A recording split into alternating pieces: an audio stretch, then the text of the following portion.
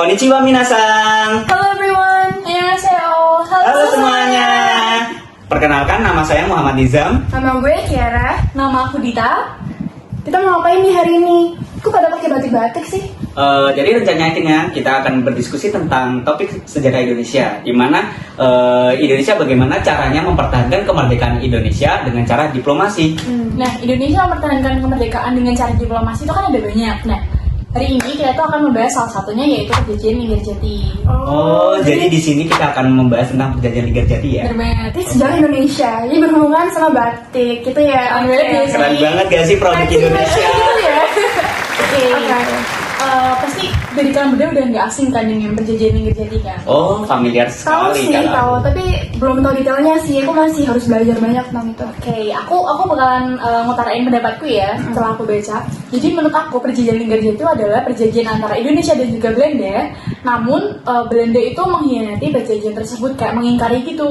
Oh, Kalau menurut pendapatnya Nisa, menurut Kiara gimana? Kalau menurut pendapatku sih, jadi perjanjian Linggarjati ini itu adalah untuk pihak Belanda mengakui kedaulatan wilayah Indonesia. Namun pada akhirnya perjanjian tersebut akan dilanggar oleh pihak Belanda. Oh, jadi basically kayak Indonesia versus Belanda gitu ya? Oke, bisa juga itu.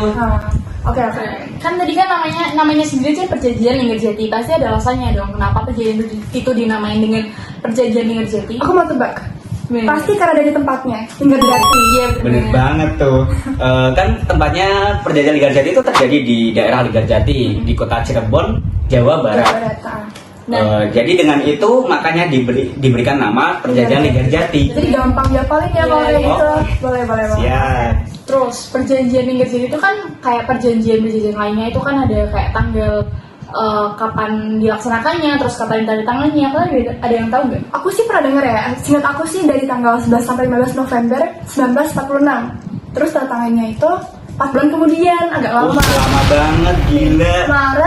25 Maret 1947. Emang ngapain aja 4 bulan itu udah ditanda? Makanya itu kita belajar bareng-bareng. Ngapain aja 4 bulan itu ditandatangani? Lama banget. Oke, gimana nih? Kalian ada yang tahu nggak alasannya kenapa baru 4 bulan baru ditandatangani mungkin? Iya, nggak tahu. Aku tuh kurang tahu. Tapi kalau aku dari yang aku baca ya, di 4 bulan ditandatangani itu karena isinya itu banyak direvisi gitu dari beberapa pihak. Jadi kayak nggak langsung dari hari tanggal 15 ya. 15 itu langsung sepakat, itu enggak, mereka tuh merevisi terus gitu, jadinya makanya lama gitu. Jadi gitu. Iya, bener. Pantas aja 4 bulan baru ditandatangani. Lama banget ya. Oke. Kalau isi perjanjian Linggarjati itu apa sih emangnya kok bisa sampai Revisinya banyak gitu ya? gitu? Pasti ada penyebabnya dulu nggak sih kenapa awal mulanya perjanjian Linggarjati itu? Jadi gimana nih? Isi atau penyebab dulu? Penyebab dulu aja. Oke. Penyebab dulu ya. Gimana? Gimana nih bisa? Oh, aku. Oh, iya. Baiklah. Kalau penyebabnya tuh menurut saya dulu kan setelah Indonesia merdeka, Indonesia itu belum diakui oleh pihak Belanda. Namun setelah banyak perundingan baru diakuilah setelah perjanjian Linggarjati. Namun sebelum itu, mengapa kok bisa perjanjian Linggarjati itu dilaksanakan? Karena sebelumnya ada perundingan di Belanda. Pernah dengar. Yaitu di perundingan di Hoek Veluwe. Aduh, bacanya gimana ya? Hoek Veluwe. Gitu aja ya. Bisa sih Hoek Veluwe gitu. Gitu aja ya. Karena perjanjian itu belum disepakati atau belum berhasil, makanya dilanjutkanlah dengan perjanjian Linggarjati ini. Jadi itu perjanjian kayak perundingan setelah itu berarti kayak gara-gara itu belum selesai, makanya dilanjutin sama perjanjian Linggarjati gitu ya. Ya, Oke, ngerti.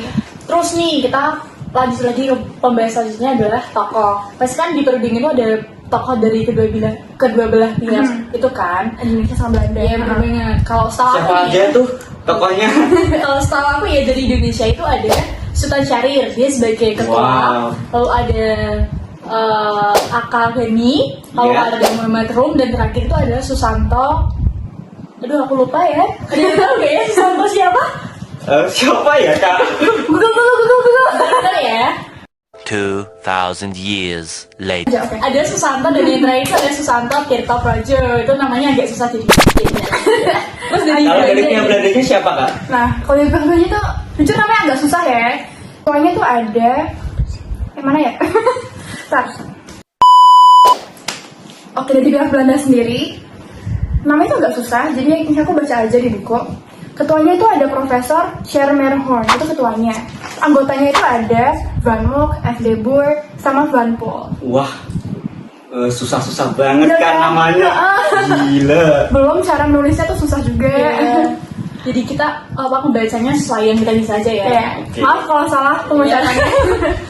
Kan tadi di awal tadi sudah ada pertama apa arti, terus pengertian apa arti nama, lalu isinya perjanjian Linggarjati itu apa sih? Oh, isinya. Aku pernah belajar nih, aku masih ingat. Oke, jadi perjanjian Linggarjati itu tuh apa? Isinya tuh ada 17 pasal sebenarnya. Tapi ya kan banyak banget. Tapi aku singkatin aja jadi 4 poin.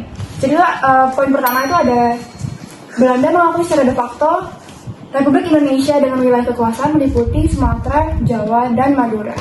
Yang kedua itu Belanda sudah harus meninggalkan daerah de facto paling lambat pada tanggal 1 Januari 1949. Yang ketiga, pemerintah Republik Indonesia dan Belanda bersama-sama menyelenggarakan berdirinya sebuah negara berdasarkan federasi dinamai Negara Indonesia Serikat. Wah. Belum. Belum tentu. Ini yang keempat, Tar. Pemerintah RIS akan bekerja sama dengan pemerintah Belanda membentuk Uni Indonesia Belanda, diketuai oleh Ratu Belanda. Wah, ternyata keren banget ya isi perjanjian Linggarjati Iya itu. kan? Tapi hasilnya itu kan sesudah direvisi ya kan? Iya, sudah direvisi betul. Nah, Kalau gitu dampaknya apa ya? Dampak itu apa aja? Pasti ada dampak positif sama negatif juga Betul. nggak sih? Oke. Oke, bisa dijelasin apa dampak positifnya? Sebelumnya aku mau tanya nih sama kalian. Kalian tahu gak sih dampak positif dari perjanjian Linggarjati ini itu apa? Nggak tahu, oke nggak tahu. Oke, saya hitung ya. 3, 2, 1, tetot. Oke. Jadi dampak positif dari perjanjian Linggarjati ini adalah yang pertama, konflik antara Belanda dan Indonesia pada saat itu sudah terselesaikan. Yang kedua, pihak Belanda mengakui kedaulatan wilayah Indonesia yang meliputi Pulau Jawa, Sumatera, dan Madura. Yang ketiga, pihak Belanda berjanji akan meninggalkan Indonesia selambat-lambatnya pada tanggal 1 Januari 1949. Oke. Namun pada kemudian harinya, Ada apa nih? pihak Belanda itu mengingkari. Waduh. Parah. Kok bisa drama banget gitu ya? Serasa Korean drama ya? Oke. Kalau gitu dampak negatifnya apa nih? Oke, jadi itu dari perjanjian Linggarjati itu ada dampak negatif tuh. Nah, yang pertama itu adalah Indonesia itu tuh karena memiliki wilayah yang kecil, jadi Indonesia itu harus mengikuti pemerintahan Indonesia Belanda atau persemakmuran Indonesia Belanda gitu. Lalu yang kedua, Indonesia itu harus memberikan waktu Belanda untuk tinggal lebih lama di Indonesia gitu.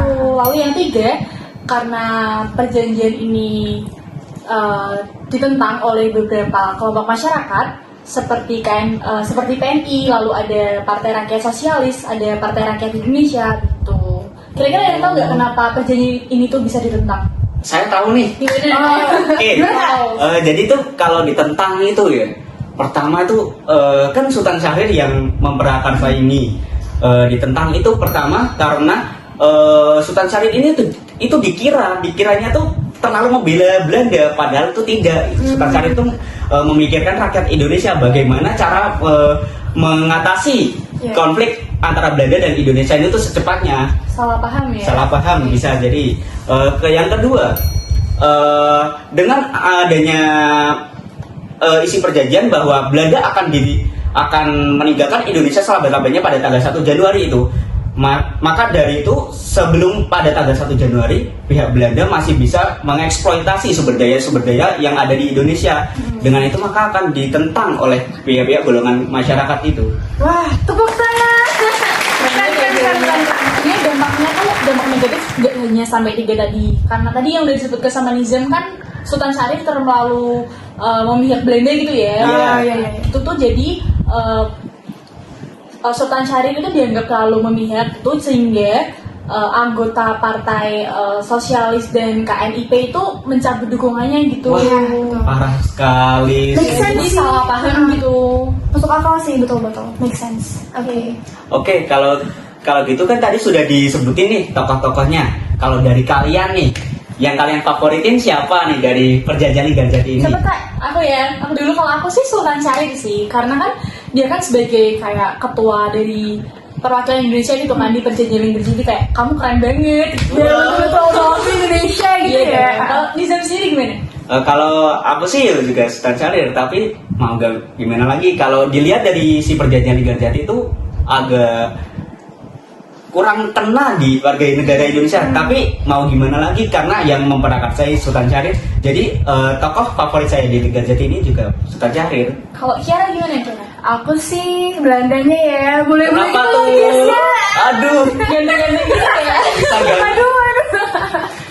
Oke, kan ini kita udah sampai akhir nih ya, udah sampai tokoh favorit nih. Mesti ada kesimpulan dong dari pembahasan kita tadi. Bisa diberikan Kak? Aku udah belajar banyak banget dari kalian berdua. Aku jadi tambah ilmu. Jadi aku dapet tuh ini. Yang pertama, Perjanjian Linggarjati itu disebabkan dengan gagalnya perundingan Huk Velue. Huk Velue. Oke. Yang kedua, Perjanjian Linggarjati dilaksanakan pada tanggal 11 sampai 15 November 1946. Terus 4 bulan kemudian ditandatangani pada 25 Maret 1947. Oke, yang ketiga, isi Perjanjian Linggarjati memfokuskan ke pihak Belanda untuk mengakui daerah kedaulatan Indonesia dan meninggalkan daerah paling lambat pada tanggal 1 Januari 1949. Tapi mereka sebelum itu malah Mengkhianati Iya, dulu. mengkhianati, Aduh, parah banget. Jadi kesimpulan yang paling mendasar itu adalah Belanda mengkhianati Indonesia dan perjanjian itu tidak berjalan mulus gitu ya. Oke. Seharusnya sih masih ada lanjutannya nih. Iya. Masih ada lanjutannya kan, setelah pihak Belanda mengkhianati kan pasti ada Ada peristiwa lanjutannya gitu selanjutnya ya. itu gitu. Masih belum selesai nih guys. Wah, banyak Tapi banget. karena waktu sudah tidak mencukupi, jadi ya. Udah lapar juga Kita cukupkan nih. Udah capek, udah lapar. oke guys, sekian dari kami. Bila ada salah mohon chat di kolom komentar. Mohon maaf, maafin nih Mohon Zam. dukungan. Jangan lupa Kita subscribe ya guys. Oke. Oke. Terima kasih. Wassalamualaikum warahmatullahi wabarakatuh. Salam. Om Swastiastu. Namo Buddhaya, salam kebajikan. Terima kasih. Terima kasih. Bye bye. Bye bye.